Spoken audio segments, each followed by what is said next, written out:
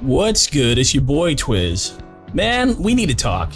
Does it seem like games suck nowadays? You know what I mean. Like, remember when a brand new AAA game would drop, you ran out to GameStop that day to go get it, or as soon as you got your allowance, or as soon as you got paid, you just had to play it, and all your homies were playing it.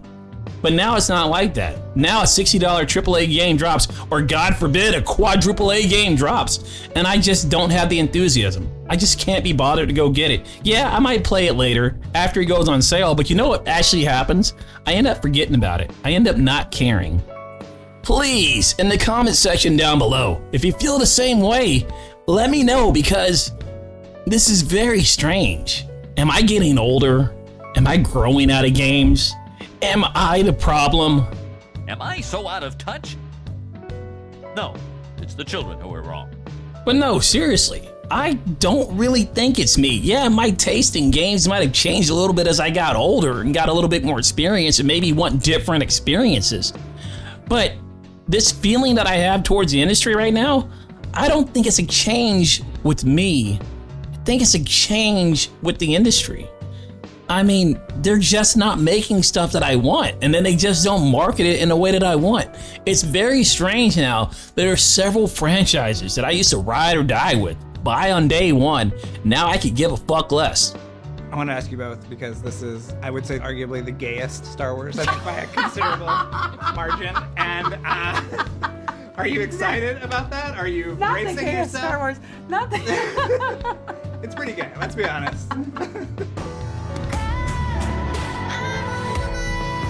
Honestly, I don't even really want to get into this, but it does need to be said. Look, have as many gay characters as you want, have as many strong female leads as you want.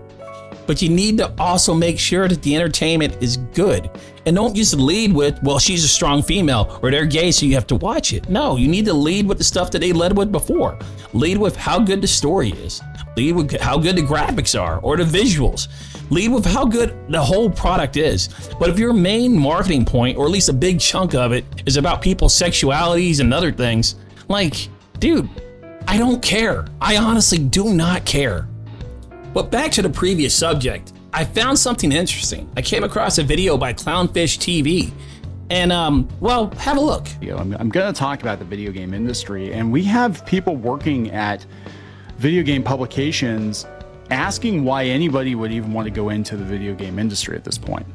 So he's obviously referring to all the layoffs and people losing their jobs. Look, it sucks when you lose your job. Trust me, I know I lost my job recently. I got a new one. Everything's all right now. But the very fact that you have to ask that question, this is somebody who's in the industry asking that question. Why would anybody want to join the game industry? The very fact you have to ask that question, it actually explains a whole lot about what's going on. Before I elaborate, I have somebody more qualified than myself to tell you.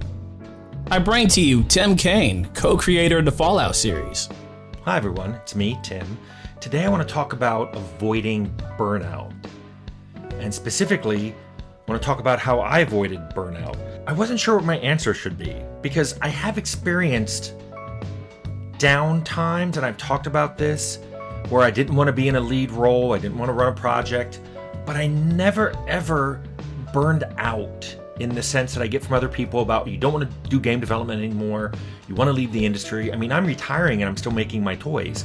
So I thought about this for a long time, and I think I have an answer, but I don't want it to sound trite. So I'm going to tell you what my answer is, and then I'm going to talk for a long time, saying kind of what I mean by my answer. So I think I avoided burnout because I always had fun. And there it is. The answer why you should want to do it is obvious. Because you like it. Because you love it. Because it's fun. Because it's entertaining. But see, that's where they tell on themselves. I don't think these guys are having fun. I don't think these guys actually enjoy the stuff they're working on. That's it. That's why you're burned out. That's why you question the industry. Because you're in it just for a paycheck. You're in it just to push something else, but you don't actually enjoy what you're working on. That's how we get stuff like this. Some of the Witcher show writers actively dislike the books in game. Producer and writer Bo DeMeo said that the source material was not popular with some. Now look, I can give you countless examples of similar things, but in all reality it doesn't matter. The thing is, these people are working on stuff that they don't like, they don't care for, and no wonder they're getting burned out, and they say things like, why would anybody want to join the industry? Well, maybe you shouldn't be in the industry, but why are you there? You see, nerd culture wasn't always popular. It didn't always make a lot of money. A lot of times it was just a small group of people making games because they loved them, because it was fun. They made it for just themselves and their friends, and if somebody else happened to want to pay for it, then so be it. But the goal, the primary objective, was never to get rich and make money.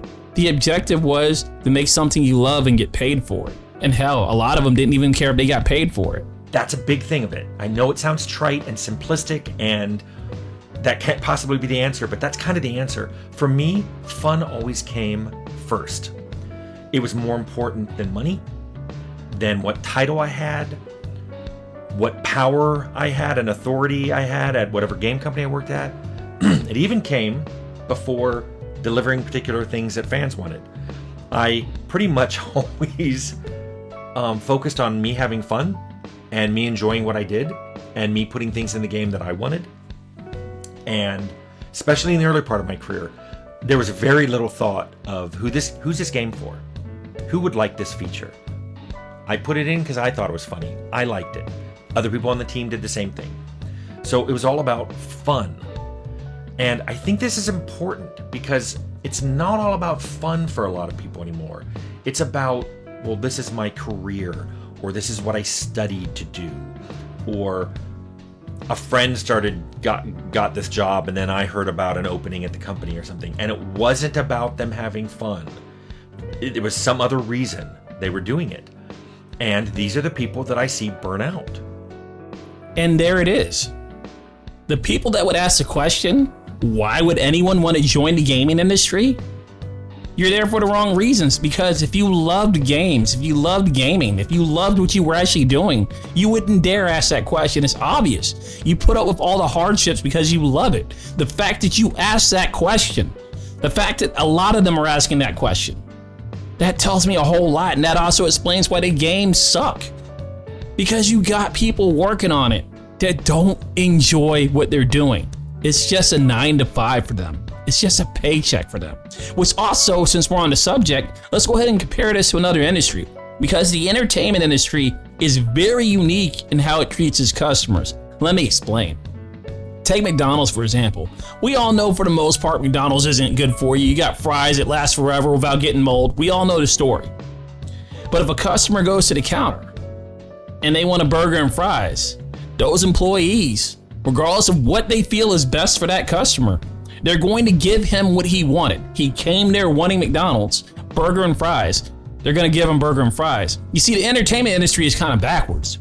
This is the only industry that I know of where you can go to the counter saying you want X and then they give you Y because you're a bigot, you're sexist or whatever. It's very strange. And I kind of know why it is. Let me elaborate.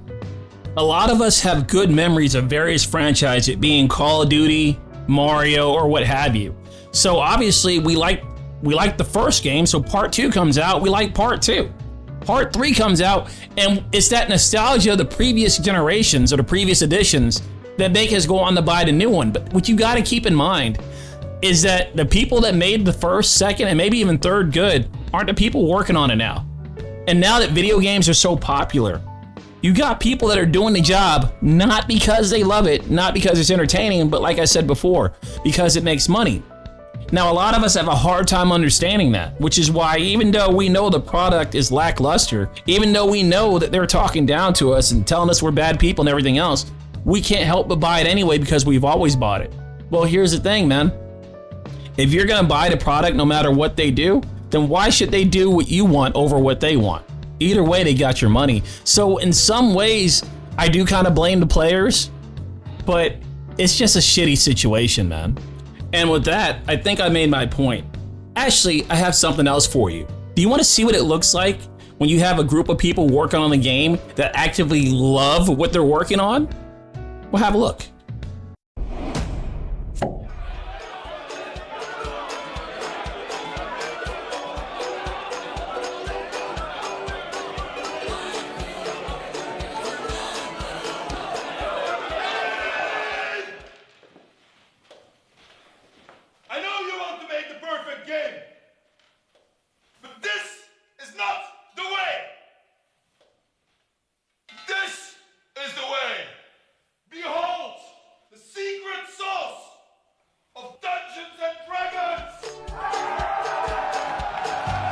I mean, look at these fucking dorks. There's no doubt in anybody's mind, I know we're talking after the fact, but they love what they did, and they created a great fucking game. I would love to hang out and game with those people, because they seem like my type of people. But with that said, I'm your boy Twiz. Don't forget to like, comment, follow, and subscribe. And as always, guys, thanks for supporting my channel. Laters, y'all.